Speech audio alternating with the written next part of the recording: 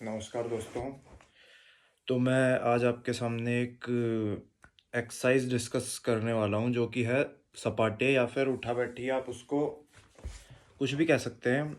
तो हर एक्सरसाइज के कुछ फ़ायदे होते हैं और कुछ नुकसान होते हैं। हमें जो फ़ायदे हैं उनको मैक्सिमाइज़ करना होता है और जो नुकसान है उस एक्सरसाइज के उसको मिनिमाइज़ करना होता है। ये पर्सन टू पर्सन डिपेंड करता है कि वो कैसे इस चीज़ को पॉसिबल करें। तो हम जो सपाटे एक्सरसाइज है या फिर उठा-बैठी, उसके पहले हम फ़ायदे डिस्कस करते हैं 2, फिर उसके 2 नुकसान डिस्कस करेंगे। तो सबसे पहला फ़ायदा उठा-बैठी मारने का ये होता है कि हमारी जो फ़िटनेस लेवल है, मतलब जो हमारा बॉडी का फैट परसेंटेज है, वो डाउन आ जाएगा। क्योंकि ये एक एरोबिक एक्सरसाइज है, इसके अंदर मैक्सिमम ऑक्सीजन कंजप्शन के साथ हम इस एक्सरसाइज को परफॉर्म करते हैं। इसीलिए जो बॉडी का फैट परसेंटेज है वो इस एक्सरसाइज में की वजह से कम होता है।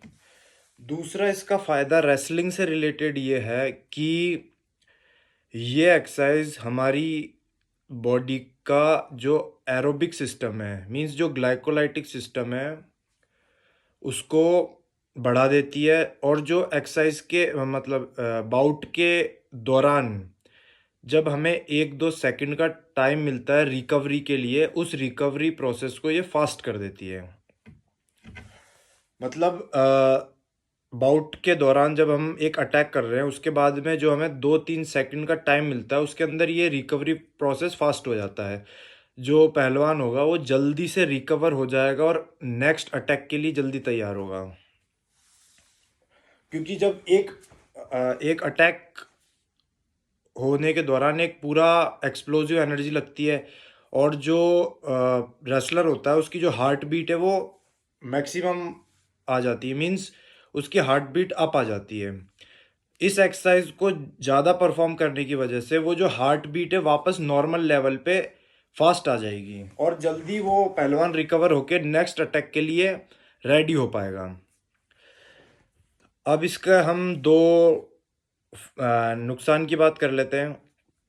पहला नुकसान ये है रेसलिंग से रिलेटेड कि इसका जो मूवमेंट स्ट्रक्चर है एक्सरसाइज का, सपाटे का, ये एक साइक्लिक स्ट्रक्चर है। हम एक ही चीज़ को बार-बार रिपीट कर रहे हैं और रेसलिंग के अंदर जो जितने भी मूवमेंट्स होते हैं वो असाइक्लिक स्ट्रक्चर के होते हैं और हमें ये रेसलिंग के दौरान हमें ये पता नहीं रहता है कि नेक्स्ट मूवमेंट हमें क्या करना है। तो अगर हम इस एक्सरसाइज को कर रहे हैं, ये डायरेक्टली हमारे रेसलिंग के मूवमेंट स्ट्रक्चर से मैच नहीं खाती है। दूसरा इसका नुकसान ये है, जब हम इस एक्सरसाइज को परफॉर्म कर रहे हैं तो जो हमारी मेजर मसल है इस एक्सरसाइज के अंदर, वो क्वाड्रिसेप्स, जो हमारी थाई मसल्स है, वो ज़्यादा यूज़ आ रही है। जब हम बार बार बैठ के फिर दंड लगा के वापस उठ रहे हैं तो जो मेजर मसल है वो क्वाड्रिसेप ज़्यादा यूज़ आ रही है।